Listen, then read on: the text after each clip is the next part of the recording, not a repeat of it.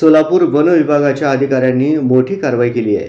घोरपडीच्या गुप्तांगाची तस्करी करणाऱ्या तिघांना सोलापूर रेल्वे स्थानकातून ताब्यात घेतले आहे।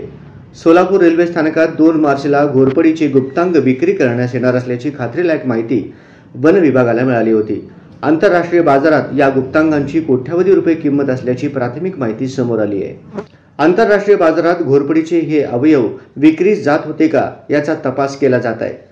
संशयित आरोपींकडून तब्बल 151 घोरपडीचे गुप्तांग जप्त करण्यात वन विभागाला यश आले आहे।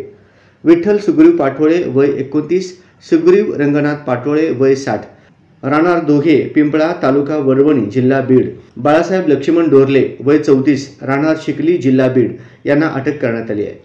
सोलापूर रेल्वे स्थानकावर बनावट ग्राहक पाठवून सापळा रचला। 3ही संशयित आरोपी हे बीड जिल्ह्यातील आहेत। सोलापूर वन विभागाने सापळा रचला आणि बनावट ग्राहक पाठवून कारवाई केली आहे। रविवारी सकाळपासून सोलापूर रेल्वे स्थानकावर वन विभागाने सापळा लावला होता। 3 संशयित आरोपी एका 4 चाकी गाडीमधून घोरपडीचे गुप्तांग विक्रीसाठी घेऊन आले होते। रेल्वे स्टेशनवर आल्यावर ठरल्याप्रमाणे खबरी यांनी त्यांना ओळखले व वन विभागाच्या अधिकाऱ्यांनी तात्काळ त्यांना पकडून ताब्यात घेतले व झाडाझडती घेतली असता त्यांच्याकडे 151 घोरपडीचे गुप्तांग आढळून आले आहेत।